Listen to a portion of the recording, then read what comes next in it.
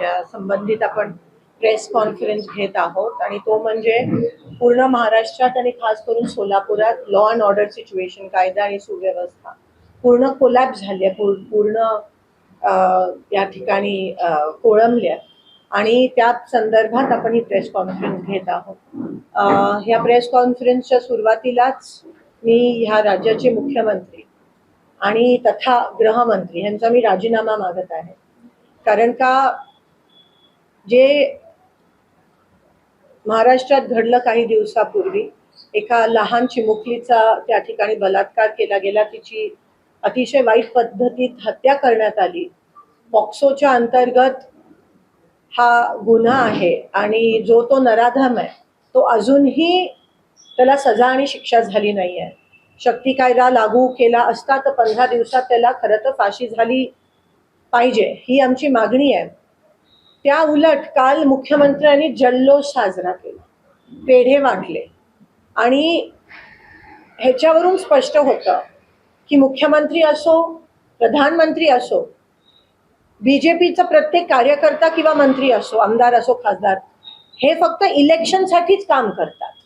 ह्यांच्यासाठी इलेक्शन पुरती सगळं आहे। इलेक्शन पासून दिवसाचा प्रारंभ होतो आणि इलेक्शन घेऊनच दिवसाचा समाप्ती होत असते। ह्यांना लोकांचं, जनतेचं एका लहान पुरोगामी महाराष्ट्रात एका लहानशा चिमुकलीवर एवढ्या वाईट पद्धतीत अत्याचार होऊन हत्या होते। तुम्ही खरं तर त्याची आठवण ठेवून, त्याची जाणीव ठेवून जल्लोष साजरा नसता केला आणि म्हणाला असता की तिच्यासाठी आम्ही जल्लोष करत नाही, तर थोडं तरी तुम्हाला काही माणुसकी आहे असं आम्हाला वाटलं असतं। पण त्या उलट तुम्ही पेढे वाटले, जल्लोष साजरा केला, जाहीर केलं। त्यानंतर तुम्ही उद्घाटनाचे कार्यक्रम घेतले। काही माणुसकीच राहिली नाही आहे ह्या महाराष्ट्राच्या मुख्यमंत्र्यांमध्ये असं मला कुठेतरी वाटतंय आणि म्हणून त्यांनी नैतिक जबाबदारी स्वीकारून राजीनामा त्या ठिकाणी दिला पाहिजे। कारण का ही एकच घटना नाही आहे। आज आपण सोलापुरात बघतो, मागच्या 3-4 दिवसात जवळजवळ 5-6 दिवसा दहाडा मर्डर झाले, दिवसा आणि ते पण काही शहरी भागात, काही ग्रामीण भागात दिवसा मर्डर झाले। कुठे तुमचं प्रशासन, कुठे लॉ अँड ऑर्डर, कुठे गृहमंत्र्यांना जर गृह खातं हाताळता येत नसेल तर स्वतंत्र एक खातं पोर्टफोलिओ निर्माण करा, द्या कोणातरी जबाबदारी। पण तुम्ही त्या उलट जल्लोष साजरा करताय। एका मुलीवर बलात्कार झाला, लहान 3.5 वर्षाची चिमुकली, एका नराधमाने बलात्कार केला, डोक्यात काठी मारली, तिला दात खिळी बसली आहे, बघवत नाहीयेत, अंगावर, आमच्याच अंगावर शहारे त्या ठिकाणी येत आहेत। त्या नराधमाचा फोटो बघितल्यावर असं वाटतं की ह्याला तिथेच काहीतरी करावं। त्यांचे नातेवाईक आहेत ते म्हणतात आम्हाला द्या, आमच्या ताब्यात द्या, आम्ही कायदा हाती घेतो। म्हणजे डोक्यावरनं पाणी गेलंय। आज एवढी कोलॅप्स झाली आहे आपल्या महाराष्ट्रात लॉ अँड ऑर्डर सिच्युएशन। प्रशासन उभं असताना प्रशासनाच्या समोर ह्या घटना घडतायत। प्रशासनाची पण सगळ्या बाबतीत मिलीभगत आहे। दिवसाधारे वाळू उपसा चालू आहे, त्यामुळे पाणी सोडत नाहीये। त्या विषयावर मी नंतर, पण आज पॉक्सोच्या अंतर्गत सोलापुरात पण मागच्या आठवड्यात खूप मोठा पॉक्सोच्या अंतर्गत नाबालिग मुलींची प्रेग्नन्सीच्या केसेस आल्या। त्यांना पॉक्सोच्या अंतर्गत आपल्याला आयडेंटिटी नाही सांगू शकत, तरी त्या सगळ्या महिलांची आयडेंटिटी त्या ठिकाणी हॉस्पिटल प्रशासनाकडून लोकांना पब्लिक डोमेनवर ठेवण्यात आली। म्हणजे काही राहिलीच नाहीये, नाही गांभीर्य राहिलं, ना माणुसकी राहिली, ना जाणीव राहिली। आणि हे पुरोगामी महाराष्ट्र, एकेकाळी इथे काहीच व्हायचं नाही। आज आपल्या दुसऱ्या राज्यांसारखी क्राईम रेट चालली आहे महिलांवर होणारे। पॉक्सोच्या अंतर्गत जेव्हा पॉक्सोचं प्रमाण वाढतं तेव्हा त्या राज्याची लोकांमधली, पुरुषांमधली पेक्षा जास्त सत्ताधाऱ्यांची विकृत मानसिकता दिसून येते। आणि ही सत्ताधाऱ्यांची विकृत मानसिकता आहे। कारण का जेव्हा आपल्या घरातल्या मुलीवर असं होतं, मुख्यमंत्र्यांची पण मुलगी आहे, 2 सेकंड काय, जेव्हा आपण ते बघतो टीव्हीवर तेव्हा अंगावर शहारा होतो। आणि मग ते सगळं असताना तुम्ही जल्लोष साजरा करता। तुम्ही पेढे वाटता. त्या नराधमाला ताबडतोब फाशी झाली पाहिजे. शक्ती कायदा जेव्हा आमची सत्ता होती तेव्हा मी त्या समितीमध्ये होती, आम्ही अंमलात आणलेला. निर्भयानंतर आपण तो शक्ती कायदा महाराष्ट्र राज्यात आणलेला. तो लागू करा, त्याची अंमलबजावणी करा. कसली भीती आहे तुम्हाला? विकृत मानसिकता आणि ती वाढत चालली आहे महाराष्ट्रात. का? कारण का वरपासून खालपर्यंत हे जे गुन्हेगार आहेत त्यांना सपोर्ट आहे.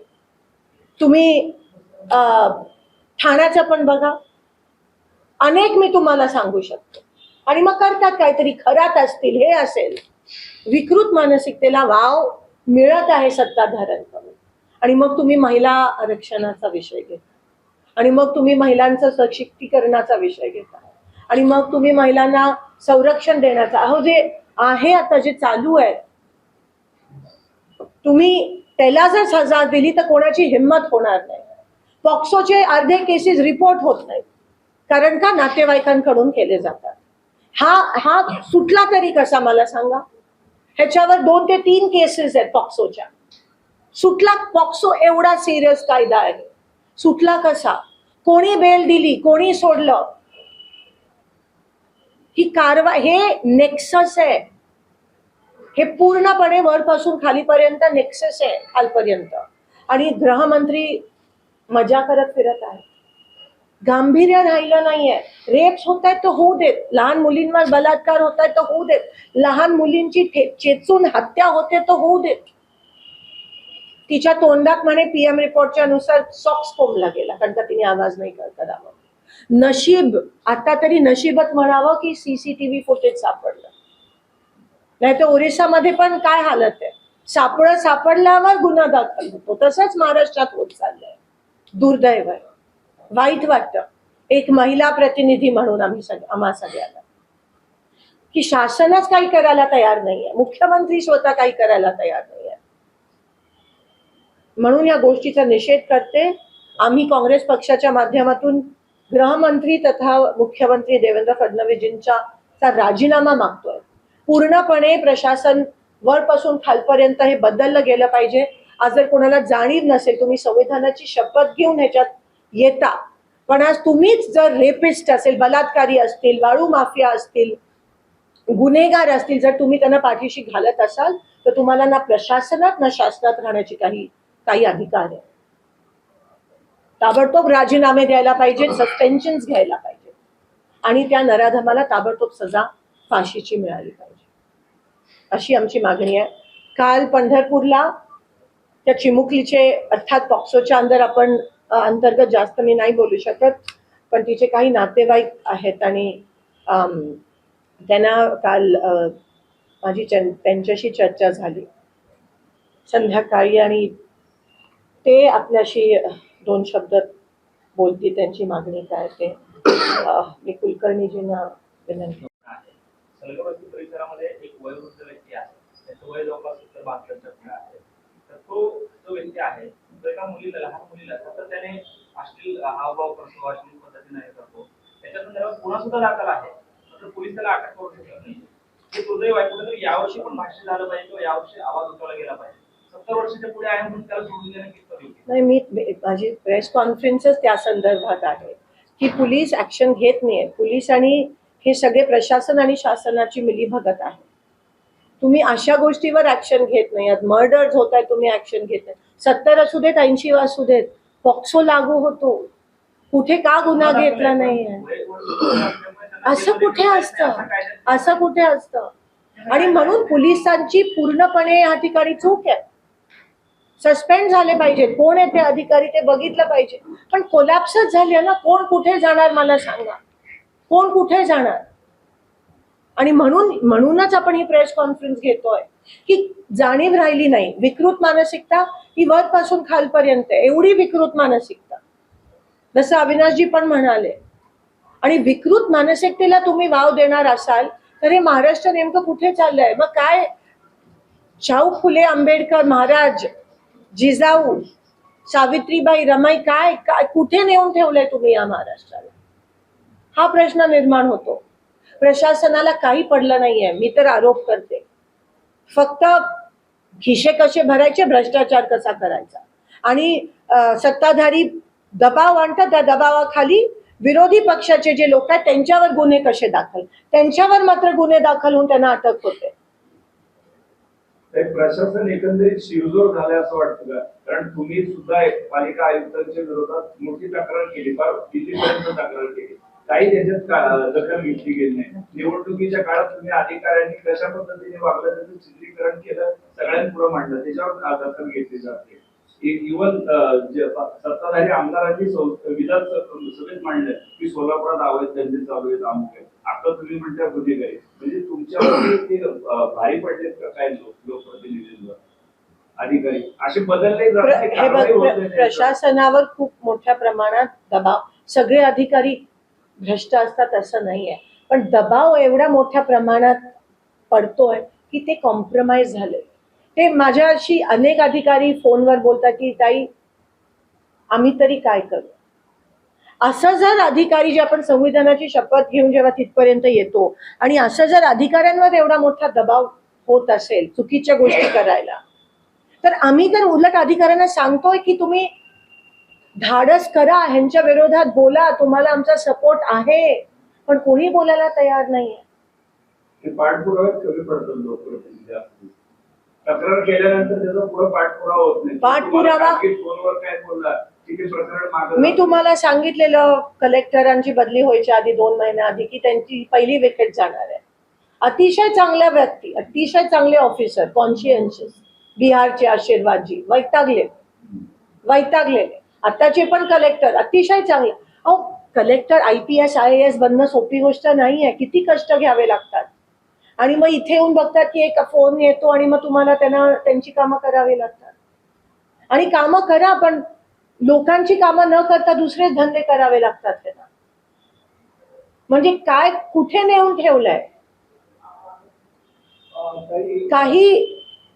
काही तथ्य राहिले नाही आहेत, काही विचारसरणी राहिली नाहीये, काही पॉलिसी, काही मोरॅलिटी राहिली नाहीये. ज्या सगळे कॉन्शियन्शियस असतात आणि मग हळूहळू एवढा दबाव निर्माण होतो.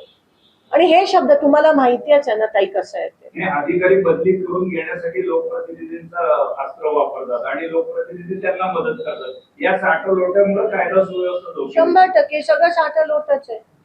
हे सगळं साठवलोट मिलीभगत असल्यामुळे लोकांनी काय करावं मला सांगा. लोकप्रतिनिधी तर एक आम्ही व्यवस्था आहोत संविधानाने दिलेली, आम्ही सेवक आहोत लोकांचे. सामान्य लोक काय करतायत